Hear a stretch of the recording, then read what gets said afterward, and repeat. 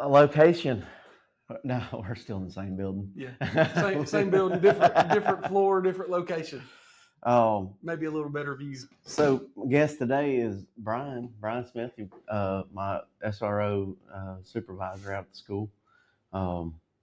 So we kind of are moving into the school season, right? Yes. Headed for it like a freight train. So tell us some. I kind of wanted to touch base before, because you're going to start seeing some videos. People are going to put videos out, but like, what are some changes coming to the schools on our end and theirs? Okay, yeah. So there's actually a lot of exciting things that are going to be happening. Yeah. A lot of things moving at the school. Now the high school will not be finished this year, or I say that the high school should be finished during the school year, but we won't move into it until the following year. But there are some changes that are going to be made this year, traffic wise. They've refinished the road that leads to the high school. They actually had to raise that road a little bit, per the plans, I guess. Some of the road that we used to turn down for drop off. Yeah, the road. Yeah, that road for drop off. Now that's going to be going in between the new gym and then the new high school into the circle. Now I heard, is the new gym going to be functional before the end of the year? So so they're going to have to. So the floor is there now. So they're having to actually get the temperature right in the gym so they can the floor settle. So they can. Yeah, it's the wood's got to be the same temperature, whatever. I don't know how all that works, but the floor to the gym's actually about to go in. So they'll start using that gym before. I'm not real sure. Before they move into the big school. I think so, right? Because right now what they're doing is, where they're putting the Performing Arts Center is the old gym for the junior high. Yeah. Now, we'll talk about that in a minute. But as far as the traffic goes, the bus route now is going to be where the old drop-off is. So the buses are going to go into the circle. Yeah. And drop off right in front of the high school. Okay. And the drop-off for the cars are going to be up at the junior high. Gotcha. Where the buses used to drop off, except since they're doing the work on the Performing Arts Center, they're having to use that parking lot that's in front of it, the junior high gym. I got you. So they're going to block that off. So what they're doing is they're creating a walkway from where the drop-off is for car riders to walk so they can get around the construction. It's basically like a human version of the thing at the bank, right? You just get in it, just sucks you up. So it's going to be they got a railway. You just release the brake and it's going to shoot you right down there. But so it's like a tunnel though, right? It's going to be covered and all, because if it's raining and stuff, that way the students don't get wet, and it's all it's all got to be OSHA approved and all that stuff, so the wind and all that stuff don't knock it over. And I got you. And it covers the kids and all that. So that's the changes that's going to come to that are coming this year just for traffic. Okay. Now the Moody Intermediate School traffic will stay the same there. You got to come in up over the hill. Mm-hmm. We do get a lot of people that try to come in through the main entrance right there, and it really just messes up the flow of traffic, because you got cars that try to come in, where everybody's trying to circle out. So if you're one of those people, please don't do that, because there is a reason for the flow of traffic. It's really well thought out, to try to get the traffic flowing. But so the gym's going to be is getting finished. They got to have that up. They will be playing. I do know that I heard we will be playing basketball games in the new gym this year and all that. Yeah. So that's really exciting, I think. To get that. That's going. Awesome. Yeah. And then we're talking about the Performing Arts Center, which is the old lunch. The old gym. That's right, at the junior high. Yeah. So right now they are in the middle of demoing the building. They have to go in and make sure that if there's any asbestos and all that stuff, that it gets disposed of properly and all that. And I think they're pleasantly surprised, because there's not as much right now as they thought there was going to be. So I think that was one of the things. And I know that the Performing Arts Center is going to be nice. Yeah. I know I was in the. Yeah, I've heard they've had those. I don't know if you've noticed. Well, I know you've noticed, but if you go into the high school, like if you went in there to pick up your kid or anything like that, they've got like some different chairs in there that look like came out of a movie theater or something. Yeah. And I was like, "What are these?" And he was Yeah. like, "Oh, those are like the different style of chairs." And Yeah. so I tried each one of them. I mean, they're all pretty nice. So I was in the original meeting when they were talking about the Performing Arts Center specifically, because I know that when they were doing the voting for the schools and to have this stuff, the Performing Arts Center was what some people voted for, to have the Performing Arts Center. And so now that it kind of got changed maybe to where the gym is, I know that we had a couple people that were in this meeting that were adamant about not sparing any expense on the Performing Arts Center. Yeah, they're super important to. Not only can you have open up a whole range of. I don't know how to put this, but curriculum probably. Yeah. That is sort of outside the normal realm, but you can host. I mean, I don't know if it'd be big enough for graduation, but things like that. But especially like, I know the elementary school has to travel to outside the city to do graduation. Right. Because there's just not a place big enough. That's right. So I don't know how many it was. I had heard a number of seating. Have you heard? Yeah, they said the number of seating, but I don't remember the number. It's because it's going to go up. They're going taller. Yeah. So they're going to expand that out and all that. So it's going to go up. And I think I've heard that's similar to the SEPA, but not quite. Totally different. I think I heard Dr. Walters talking. And sort of had a catwalk type thing. It does have a catwalk, and then like the seating is going to go up. I thought that was pretty cool. I think that would be pretty cool. Yeah, and again, I mean, I know that there were a lot of people that voted for the new tax, property tax for it. And, it's moving. Construction's moving. Yeah, and it's moving. They're going to have this thing going. So by this time next year, it'll be a different conversation of, hey, we moved schools, the Performing Arts Center's ready to go. Yeah. Everything's up and rolling as it should. And again, I'm actually most excited about to see the Performing Arts Center, because I know that it's going to be. Oh yeah, it's going to be cool. It's going to be really good. So changing the subject. Yeah. All right. So I've noticed. I know you've noticed this. The vape thing, man. They have disappeared out of the stores. They're gone. Yeah. Do you think that's going to roll over into the school? Or are we going to see an improvement on? Is it like the kids not having full access like that? Yeah. So I know actually one of the first podcasts that we did was with Anna Lee, the chief JPO, and y'all talked about the vapes. So now with the new laws changing, we actually all had a meeting. All the SROs around the county and the schools and stuff went up there and talked about it. So for now, we as a police department, the legal, the way we handle it legally, we're going to kind of roll the same way we've been rolling. Yeah, because I think the accessibility is really the biggest thing that changed. That's right, and a lot of these kids, the nicotine, the vaping's out of control with the underage kids. Oh yeah, it's out of control. Now I say that to say this. We don't deal with a ton of the Delta 8 vapes, Delta 9. It's more the nicotine vapes. Yeah, but the problem so all of them came out. Mm-hmm. I was just in the store and I was just asking that, because I'm gonna be honest with you. I mean, the ADC board hadn't been by here not one time to say, hey, this is what's going on. Right. But so I'm getting my information from the gas station clerk. Yeah. That's how this works. So just.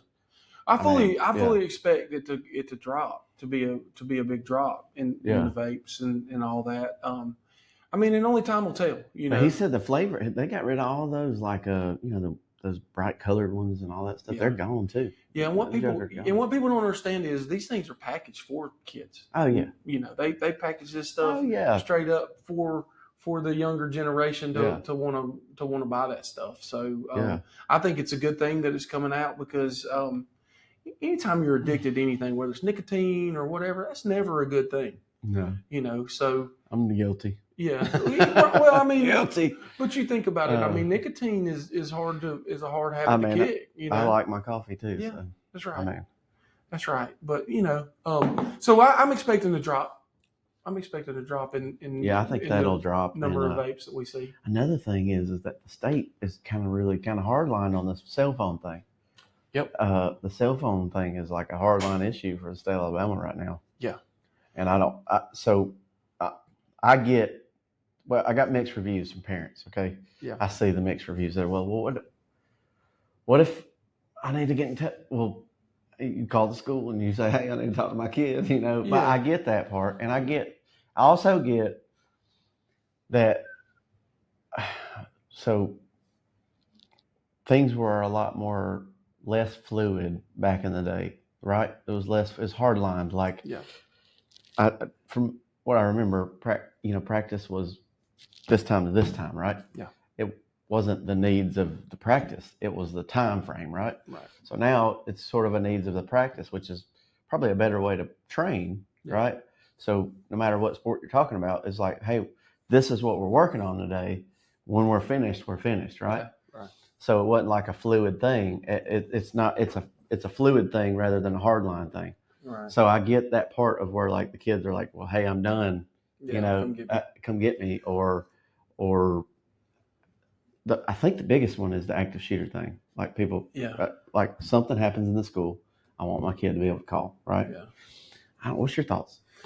Well, it's not an easy answer to this. Now, obviously, the laws changed where the kids aren't going to be able to have them in the schools, and I'm not opposed to that. And is it hardline nothing in the school, or is it hardline it's got to be locked up in? It's hardline that you cannot have them out during the school day. Yeah. So what Dr. Walters has done, which is the principal at Moody High School, he has issued every kid a locker. He didn't charge for lockers this year. No matter what. Yeah. No matter what, every kid got a locker. Yeah. And they are expected to put their cell phone in the locker when they get there and then get them at the end of the day. There's no going to your locker and checking your cell phone or anything like that. If the teacher catches anybody, the cell phone. Now, I want to disclaimer. Yeah. The police are not enforcing. This is a school policy issue, not a law. Right. So we're just discussing it because Brian's in the school. I don't want to confuse people to say that the cops are going to come. Well, I'm glad snatch you up. I'm glad you said that, and a lot of people don't understand that there is a line of what we do in the schools versus what the administration and what they do. That's right. And then sometimes I think people kind of try to blur the lines, and that's where us as police officers have to say, no, that's not. It's not what we do. Right? We're here for certain things, and me taking your kid's cell phone is not what I'm going to do. That's for the administration and the schools. They handle that. And all that's that, policy right? issue. And then they've got discipline set in place. I say discipline. They've got a process in place for, if a kid, gets caught, with the infractions or whatever, right? Like they've got a process in place of how they handle the discipline on that. And I don't touch it, but the law has changed for the schools to make sure that the kids don't have the phones. And I think it's a great thing, personally, because I'm not. Look, kids are married to their cell phones. Oh my gosh, I'm married to my cell phone. Have you ever lost that thing? That's a weird feeling. It's a hard feeling, right? Because we actually were just talking about being addicted to things. Yeah. Right. Like I think most people probably are addicted to having their cell phone in just flipping through the day. That's how they make it through the board. A lot of it's got to do with my job, but like, hey, this thing don't leave my side, and it sucks that we're that attached to it. Right. But I think as the school goes, I think it is going to help try to break some of that dependency on your phone. Yeah. Right. To kind of break kids from actually having to have that stuff. Plus, a lot of the times, like the bullying, that kind of stuff that happens through cell phones. Yeah. During the school day. So, I mean, you can cut down on some of that stuff, Mhm. or, all that stuff maybe goes out on Snapchat or something about maybe wanting to, like so-and-so not liking each other and they want to fight somewhere, and then that draws all the kids in. Well, that's Mhm. coming off the cell phones, Oh yeah. and then you got kids that add on. I mean, there's a whole lot of things behind it. You know what I mean? Yeah. That I think when the kids get there, school is to be educated, Yeah, that's right. right? By the teachers to Yeah. learn. I wish I'd have known that earlier. You though. know. I wish I'd have known. Right? Hey. So I do. You mentioned something, and I kind of want to touch base on it. Yeah. The bullying, Yeah. right? It's a Yeah. big topic for a lot of people. Yeah. A lot of people. Is there a way that parents can reach directly out to you if they have a problem? Like, I know that is another issue. That's one of those blurry lines, right? Mm-hmm. So the blurry lines is that the school has a policy, right, and the administration. A lot of times we can help with that and in identifying, like, hey, is that normal? Like, because a lot of people blur the lines. Like, so is it where bullying meets, where bullying meets everyday. So this is bullying's a hot topic now. When kids get up to the high school, there's not so much bullying going on up there, right? But you're over 3 schools, but I'll say for the younger kids, that's really where we get the bullying issues. Mm-hmm. And I'll say this, and I've run into it a lot, and I do understand that there is bullying that goes on.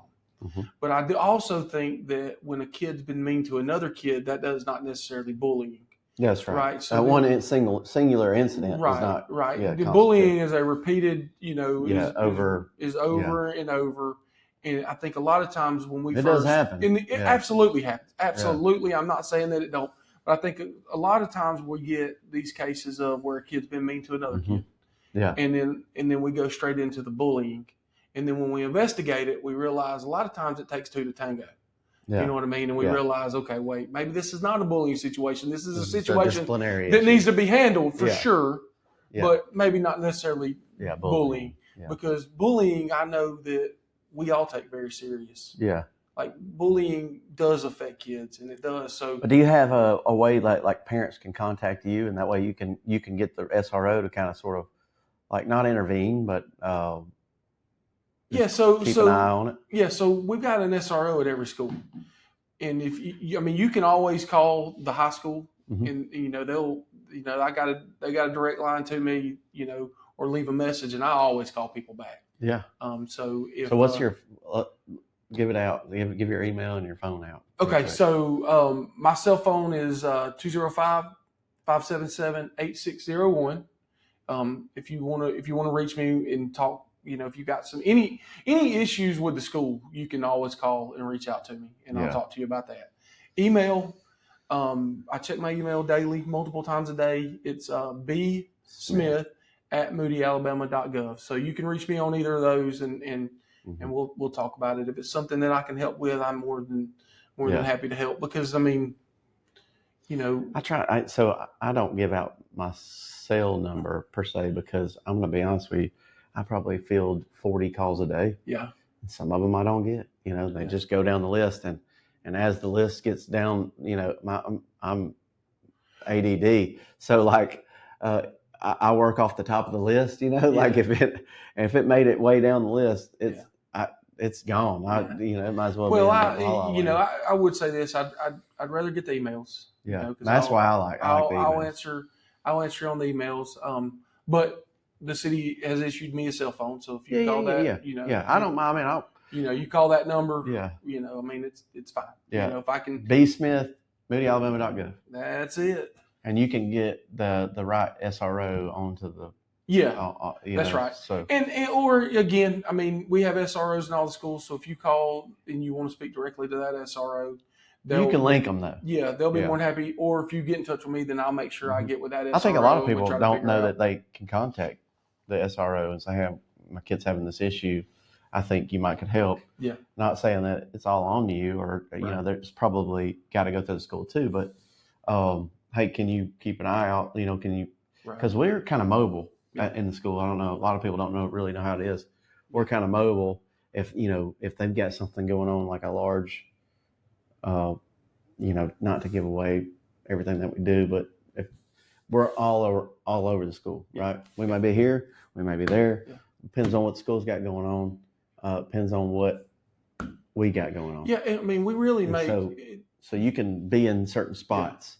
Yeah, we really make our schedule. We make our day. We're there at the schools, and we're really there to bridge the gap. Between police and what the students see with police and what they think of police and all that. I tell everybody, with me, it's not necessarily the kids. Because I get a lot of police officers going, I couldn't deal with them. I couldn't deal with having to be around the kids all day or whatever. And I'm like, man, I love it. Yeah. Right. I mean, we hang out. Yeah. We hang out. And at the elementary school, I was an SRO at the elementary school. I thought I actually had a cape. I mean, I was like, I got a cape. I'm a superhero. Yeah. So I mean, like, the kids love us, and even at the high school. Yeah, and it's a nice break for look. It's negative out here. Mm-hmm. I mean, it is negative. The contacts for police officers and you can see this. I see it every day. The contacts that are negative, right? People, I don't know. We're in like a complaining era, right? So everybody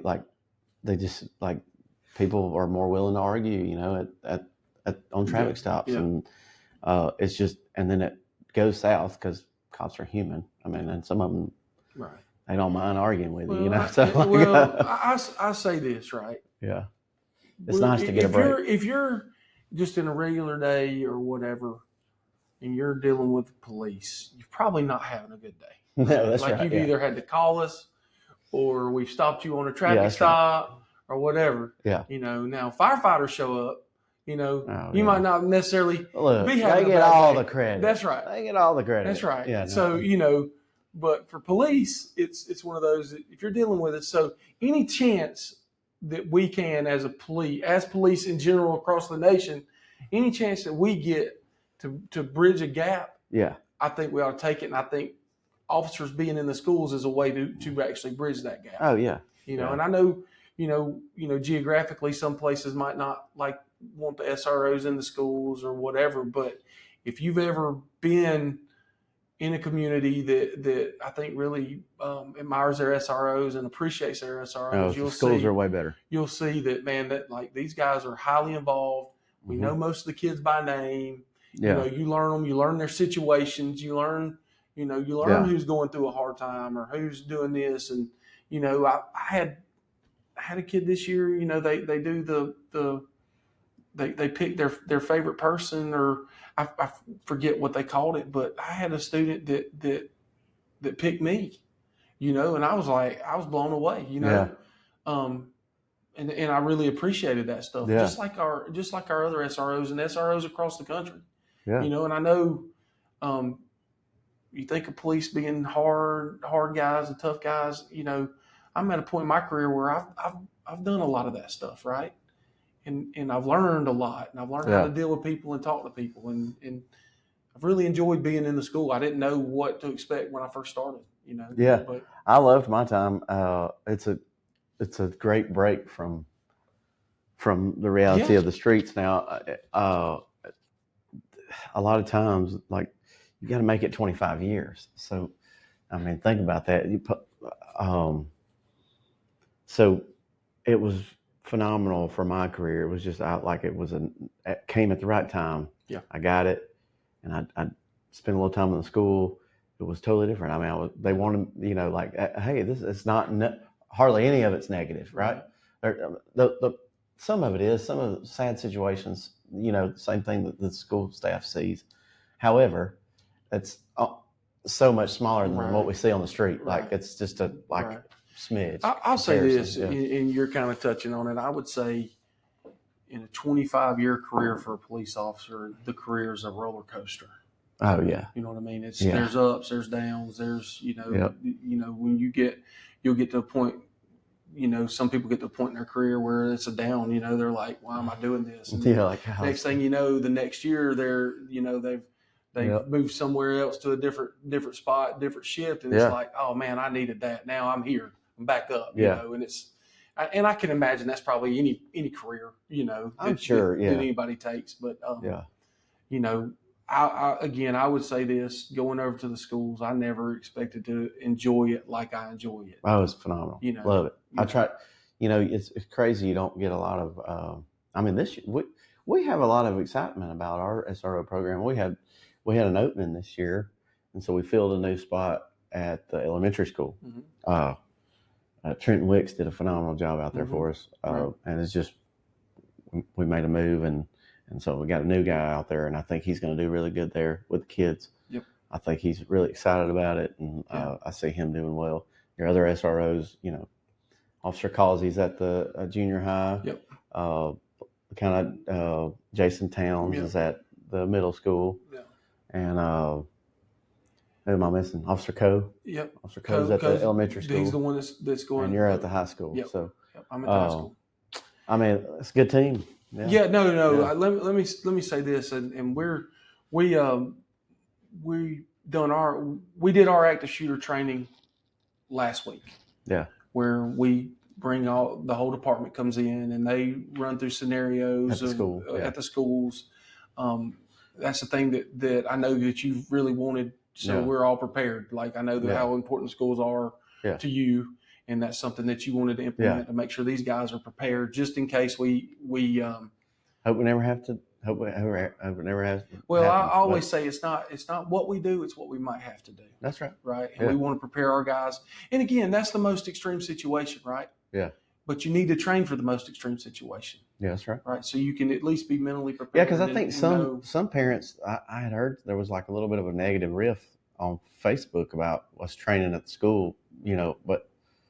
Like, you want us there training, Oh, yeah. I mean, you want us there to do that. So, And too, this stuff too, we also trained for open spaces.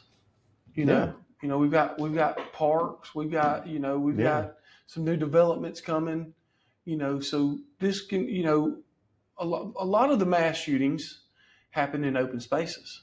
Yeah. Right. But the most casualties come from schools where they're closed in, things like that. So all this training we do moves over into businesses. Oh, yeah. Open spaces, schools, churches. They just had that shooting in Kentucky at a church. I saw that. Moody's not exempt from these things. No. This could happen. Yeah. Pray to God that it doesn't. It doesn't. But just rest assured that these guys are trained and prepared. So. Well, I don't mean to bring it to a close. I feel like it's going a good conversation, but we're kind of at that time mark. Again, I kind of want to give out your email one more time. bsmith@moodyalabama.gov. You got to spell it out. You can't say AL. Spell Moody, Alabama all the way out. All the way out, yeah. If you have an issue or you have a question about the SRO program or you want Brian to help you with something with your kid, we are more than willing to do that as long as we don't want to interfere with the school, their school function. We will not do that. That's right. We are on their team. So we try to make sure that what we don't do doesn't affect what they do. We kind of like ours to run parallel to the river, right? That's right. And I'll say this: I'm there to protect first and foremost the students. Yeah. And then the faculty and the staff. That's what I'm there for. I'm not there to take anybody's cell phone. Yeah. I'm not there to tell you to tuck your shirt in or anything like that. Yeah. That's why I'm not saying that. Yeah. We're there to support the school. We don't want anything, but shoot an email if you got a question and we'll see if we can't help you out. But we're looking forward for the school year. Just elementary school traffic, just prepare to wait. It's gonna be fine. We're gonna get through it. First couple of weeks are always rough. Bear with us because it's just there's not enough space for traffic. So it is what it is. Right. Just prepare for it now. Like, hey, that first couple of weeks, hey, go a different route, whatever you need to do. Right. We got to get the kids to school. Ain't nothing we can do. But about we it, always so. leave extra officers over the shift Yeah, to help. yeah, we're gonna help, but I'm just telling you. Yeah, traffic until everything settles down and everybody gets their kids dropped off and we're going to get hit with 2 fronts too. Now we got to change at the high school. Yep. So we're getting hit by 2 fronts, and we just only have so many personnel, and we're going to do our best. But just bear with us and help us out by, like, if you can change your route, change your route. Look, the school buses are pretty safe. We don't have a lot of incidents on the bus. My kids ride the bus, so I support the buses. Straight into the camera. If you can put your child on the bus, use it. That's what it's there for. Yep. But I do understand bringing your child and wanting to drop them off. I get it. But for traffic's sake and for the progress that's happening around town for the year, think about putting them on the school bus. My kids go on the school bus.